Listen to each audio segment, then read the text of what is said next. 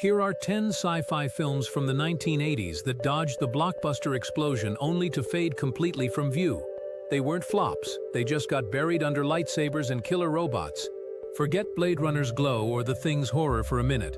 The real struggle for 80s sci-fi happened in multiplex schedules and distributor offices.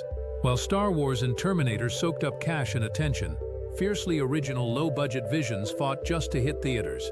These weren't cheap knockoffs. They were ambitious, weird, sometimes visionary films. Some were critical darlings in Europe, others haunted NYC clubs. 7 made under $1 million in the US. 4 barely got released here at all. Distributors went broke. Films got butchered or shelved for years. Their crime? Too cerebral for Reagan-era action cravings, too surreal for mainstream tastes, or simply stuck in the wrong place at the wrong time. Now streaming and restorations are dragging them back. If you think you know 80s sci-fi, you're missing half the story. Let's fix that. Picture the early 80s. Studios chased franchises. Empire Strikes Back in 1980, Return of the Jedi in 1983, Terminator in 1984. These had $20 or $30 million budgets, unheard of then. If you weren't making a sequel or a Spielberg epic, you were fighting for crumbs. To make this list, a film needed under $10 million, or practically no US distribution. We're talking micro-budget miracles squeezed onto shoestring schedules, or sleek European co-productions drowned by Hollywood's marketing tsunami. Competition wasn't just other sci-fi. It was Gremlins crushing Dreamscape in summer 1984, or Canon Films hacking Extro's runtime because Americans supposedly couldn't handle ambiguity. The 80s sci-fi scene wasn't just hits. It was a graveyard for films daring to be different, and buried deep are these 10 gems. Let's dig them up. Take The Final Program from 1982. Christian Marquand directed this British adaptation starring Jenny Agutter, fresh off An American Werewolf in London. Made for roughly $4 million, it showed a psychedelic apocalypse where the last man hunts a mystical program hidden inside himself. Visually, it was wild. Monty Python meets the end of the world with mad costumes and anarchist energy. Critics adored it, but distributor British Lion Films collapsed right after release. Poof, it vanished in the US. For decades, only murky bootlegs existed. Talk about cursed timing. Its near-total obscurity wasn't about quality. It was pure corporate disaster. Only in 2023 did a BFI restoration drag it back onto streaming. Imagine a film starring a famous actor just vanishing because the ticket seller went bust. Then there's Extro from 1982. A film that feels like a cosmic accident, made for a jaw-dropping $450,000. This British-French nightmare starts with an alien abduction of a father, leaving his young son behind. Years later, he returns, but something's deeply wrong. He silently plants vegetables, glows with strange light, radiates creepy vibes, then things spiral into body horror. Forget spaceships. This is about trauma and grief hiding in plain sight at home. It screened at Cannes in 1982 without subtitles. French critics raved about its child abandonment themes, completely missing it was sci-fi until reading press notes. But in the US, distributor fights delayed it over a year. When Canon finally released it in 1983, they slashed 6 crucial minutes and dumped it into grindhouse theaters. Director Harry Bromley Davenport put it best. Audiences in Paris wept. Audiences in Detroit walked out. It barely scraped $984,000 stateside. Why couldn't America get it? Its European arthouse vibe clashed hard with expectations for monster movies. Today restored on Shudder, Extro feels less like cheap horror and more like a haunting poetic lament decades ahead of its time. Imagine your film getting doomed because distributors couldn't even figure out its genre. That's Extro's reality. Now flip to Liquid Sky from 1982. If Extro was haunting, this was pure electricity and made for just $50,000. Slava Sukerman's guerrilla masterpiece exploded into NYC's East Village like a sci-fi grenade. Shot secretly at Club 82, it follows a gender-fluid model and a hustler whose drug-fueled nightlife attracts a tiny UFO harvesting endorphins during orgasm. Yes, you heard right. That alien suit, thrift store silver fabric for $75. This wasn't studio sci-fi. It was punk rock meets extraterrestrial invasion. Critics were split. Some called it trash. Others praised its raw energy. It barely cracked $50,000 at US theaters. Why? Distribution chaos. Premiered at Cannes in May 1982, It didn't hit US screens until March 1984 after endless squabbles. By then, the underground scene it captured was already fading. But here's the kicker. Sight and Sound recently called it the antidote to popular cinema. It predicted social media narcissism in 1982. While mainstream films chased action, Liquid Sky dissected celebrity culture and queer identity with aliens and $75 costumes. It's a time capsule of vanished NYC, pulsing with authenticity because it was made by that community. Yet despite its relevance, it slept for decades. Why did it take a 2004 MoMA retrospective for America to finally see it? Sometimes the most prescient art crashes on shores audiences aren't ready for. Its initial obscurity wasn't failure, it was prophecy ahead of the curve. Dreamscape from 1984 still stings because it should have been huge, starring Dennis Quaid and Max von Sydow with an $11.5 million budget, a big swing then. The premise is genius. Psychic dreamers enter world leaders' nightmares to fix them, only to uncover a plot assassinating the president in his sleep. Clever, right? It blended psychic thrills with trippy visuals from Tron's effects team. Critics liked it. It's got a solid 6.7 IMDb rating. It even made $22 million globally. So why's it forgotten? Timing. Pure brutal timing. It opened wide in August 1984 directly against Gremlins. Joe Dante's monster comedy swallowed all the oxygen in the multiplex. Dreamscape got crushed, shoved onto double features, and producer Avco Embassy Pictures went bankrupt during filming. Director Joseph Sargent even halted production 3 weeks when Quaid got food poisoning, ironically using that time to rewrite a stronger climax. But damage was done. Despite its brains and real thrills, it vanished into the VHS bargain bin. Think about it. A film literally navigating nightmares got lost in Hollywood's real-world box office nightmare. Isn't it ironic how meticulously crafted originals become collateral damage in franchise wars? Success isn't always about merit. It's about which giant releases the same weekend. Looker from 1981 hit tech paranoia hard, starring Albert Finney and Susan D. This $8 million MGM film actually pulled in $8.9 million domestically. Sounds okay, right? But MGM called it a $5 million loss and dumped it immediately. Why? They expected another Westworld and got something far stranger. Looker predicted our digital anxiety eerily. It's about a surgeon uncovering models murdered so advertisers can sell their digitally scanned perfect likenesses as ageless digital actors. Director Michael Crichton pioneered crude CGI for these lookers, showing naked digital avatars years before tech existed. Film historian Paul Malmasari nails it. Looker is the first film to warn about deep fakes and body dysmorphia, but nobody watched in 1981 because they wanted another Westworld. Audiences weren't ready for its critique of beauty standards. It felt cold, clinical, disturbingly prophetic. For decades it was a footnote. Then in 2023, Bill Gates name-dropped it in a Wired interview about deepfakes. HBO Max saw streams jump 210% overnight. Suddenly this failed film became essential viewing. Its journey proves some ideas are simply too ahead of their time. We couldn't grasp the monster until we started building it ourselves. The Sender from 1982 delivered chilling psychological horror on just $5 million. Kate Reid stars as a psychiatrist, treating a silent young man whose mind projects terrifying visions into people's heads, literally scaring them to death. No aliens, no lasers, just pure psychological dread built like a gothic pressure cooker. Critics praised its intelligence. It's got that 6.5 plus IMDb rating. But commercially, it died fast. Screened in limited release, it vanished from theaters after 2 weeks. Why?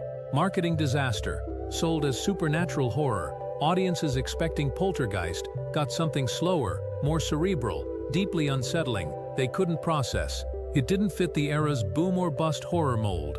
Like Liquid Sky, it needed a specific audience, one craving slow burn dread over jump scares, and couldn't find them in 1982. Decades later, streaming on Canopy, it's revered as a masterpiece.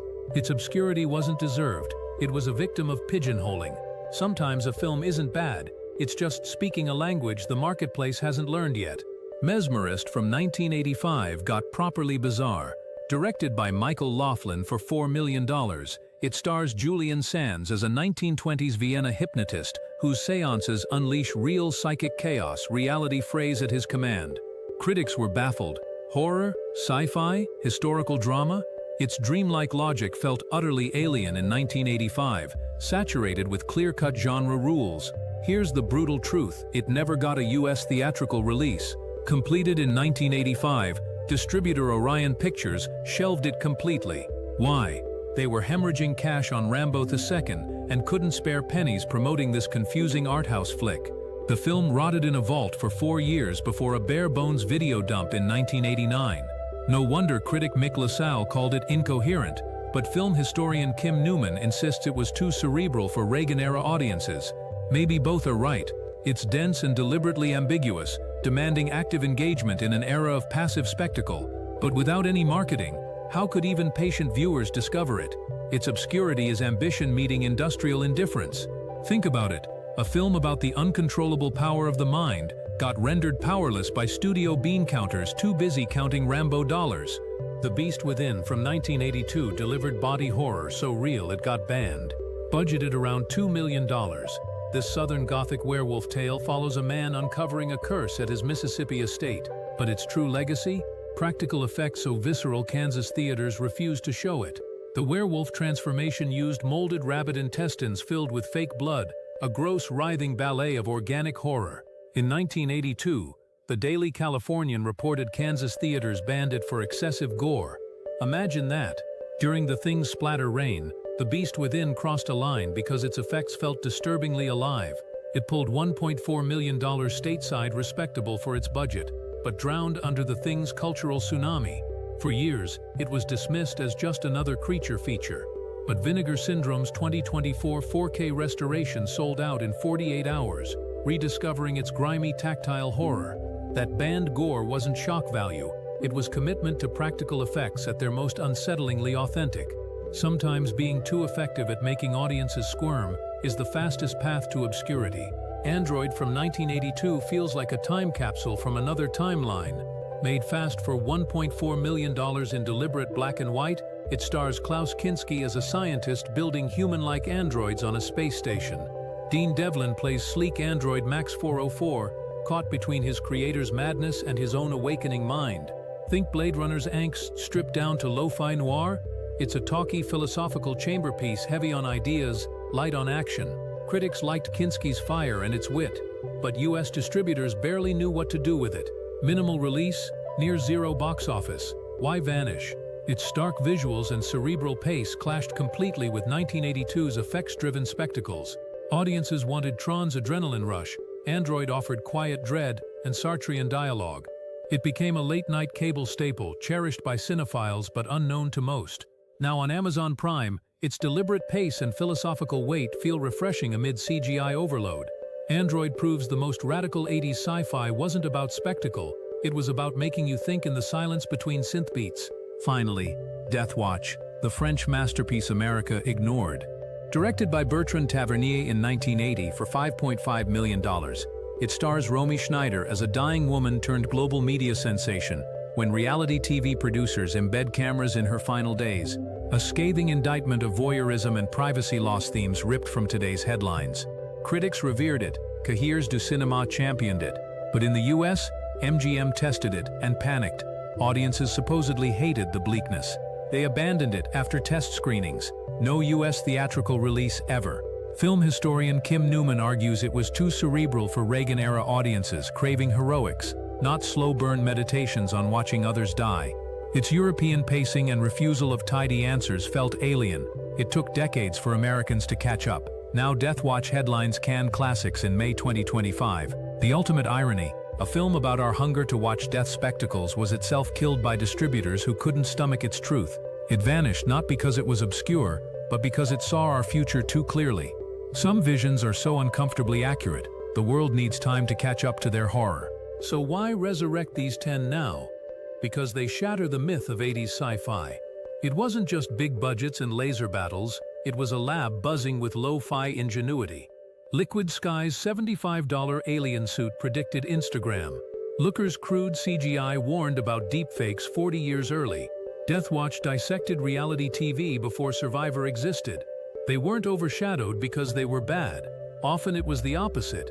They were too weird, too early, or crushed by bankruptcy, distributor panic, or just being too damn thoughtful for a marketplace screaming for spectacle. The obscure, overlooked debate is real. Critics like Mick LaSalle might call these picks nostalgia bait. And sure, Mesmerist is dense. But Kim Newman's counterpunches hard. How many genuinely innovative films vanish because they challenge us, while safer, flashier fare dominates? Take Extro. Variety trashed it as trash cinema in 1982. Now it's lauded at the 2022 London Film Festival. Taste evolves, context shifts. What distributors called unmarketable often becomes tomorrow's essential text. Here's the hopeful twist.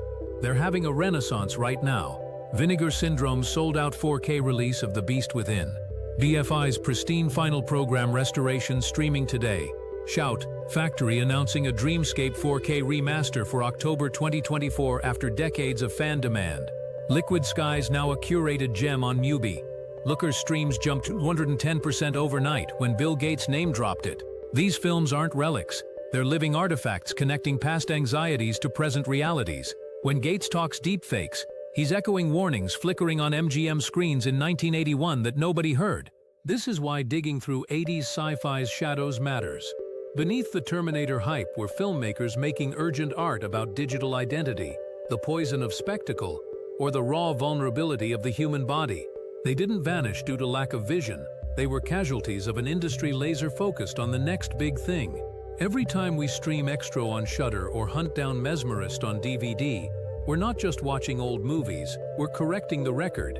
We're saying these voices mattered. Their warnings were prophetic. Their weirdness was necessary. Their near misses weren't failures. They were acts of resistance against sameness. The 80s blockbuster machine filed them under unmarketable, or lost them in bankruptcy paperwork. But film, like Liquid Sky or a psychic projection, has a way of persisting. It seeps through cracks. These 10 films survived the blockbuster blast, not by being loudest, but by being most human. Flawed, ambitious, fiercely original. They remind us the most important sci-fi isn't always the box office king. Sometimes it's the one whispering truths too uncomfortable for its time, waiting patiently in the dark for us to finally catch up. So go find Extra on Shudder, hunt down Liquid Sky on Mubi, give The Sender a shot on Canopy. You're not just watching a movie, you're rescuing history almost lost. And doing so, you might realize the future these films warned us about. We're already living it. The real question is, did we learn anything from the survivors?